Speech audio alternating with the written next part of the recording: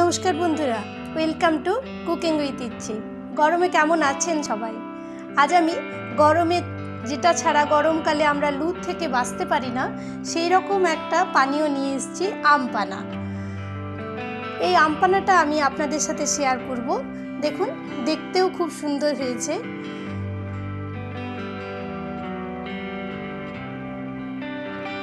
প্রথমে আমি দুটো আম নিয়েছি, এরকমভাবে তেল মাখিয়ে দিচ্ছি, তারপর এগুলোকে আমি পুড়িয়ে নেব। যদি এরকমভাবে তেল মাখিয়ে নেন তাহলে আমগুলো ভেতর থেকে সেদ্ধ হবে। অনেক সময় হয় যে বাইরের থেকে মনে হয় আমগুলো পুড়ে গেছে, কিন্তু ভেতরটা সেদ্ধ হয় না, এক্ষেত্রে সেটা হবে না। আর আমার এই রেসিপি যদি ভালো লাগে তাহলে প্লিজ আমার চ্যানেল লাইক, শেয়ার এবং সাবস্ক্রাইব করতে ভুলবেন না যেন। নোটিফিকেশনটাও অন করে দেবেন প্লিজ আমার পাশে থাকার জন্য।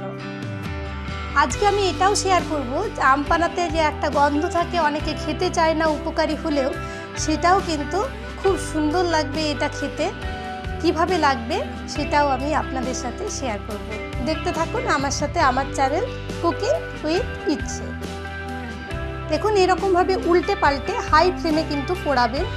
একটা পিঠ হয়ে গেলে উল্টে নেবেন।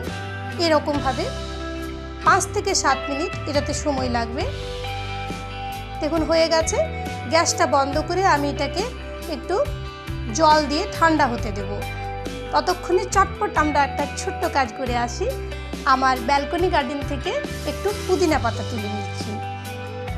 এটাতে এই রেসিপিটাকে অনবদ্য একটা সুবাস দেবে, যাতে যারা আমপানা খায় না ভালোবাসবে তারাও আমপানা।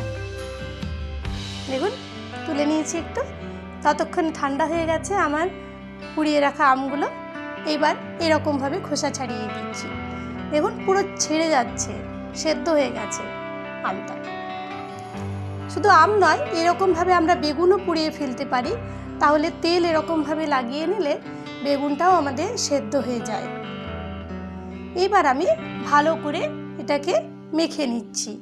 ভালোভাবে মাখবেন। আর এই রকমভাবে মেখে পরে আমরা 8 থেকে 10 দিন সংরক্ষণ করে রাখতে পারি আমপানাটা ফ্রিজে।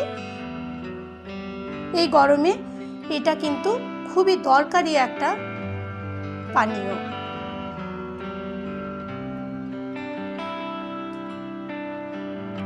এবার আমি তুলে আনা পুদিনা পাতাগুলো একটু থেতো করে নেব।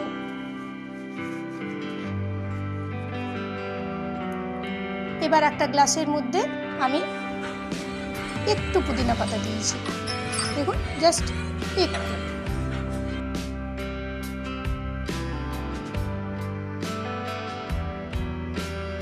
এবার আমি একটু বরফ দিচ্ছি। আপনার হাতের কাছে বরফ না থাকলে অন্য কিছুও দেওয়া যাবে, সেটাও জানাবো। দিয়ে দিচ্ছি আমপানা। পরিমাণগুলো সব ডেসক্রিপশন বক্সে লেখা থাকবে। একটু জল দিয়ে আবার একটু পুদিনা পাতা দিয়ে দিলাম, আমপানা দিয়ে দিলাম।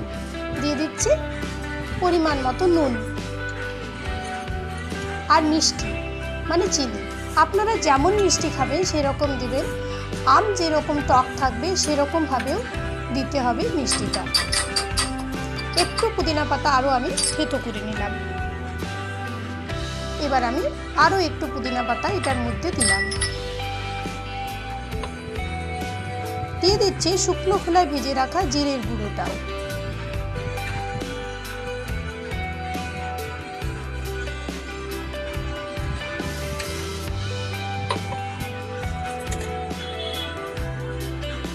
দিয়ে দিচ্ছি জল। আরও একটু পুদিনা পাতা আমি থেতো করে নিলাম।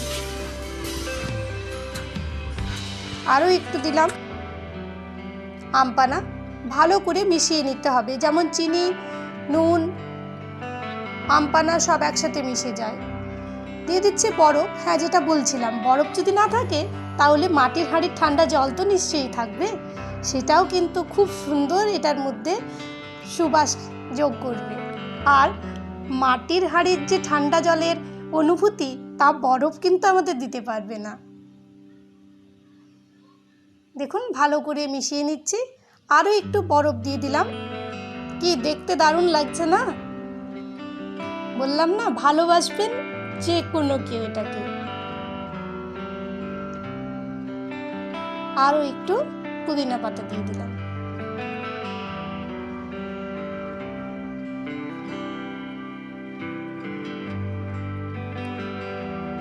কাঁচা আমের টুকরো আমি এখানে দিয়ে দিলাম, সাজানোর জন্য ব্যবহার করলাম একটু।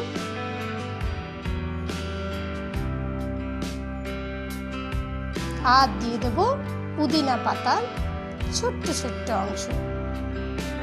বললাম না, কাউকে এটা বানিয়ে খাওয়ালে নিশ্চয়ই ভালোবাসবে যে কোনো কেউ আম পানা।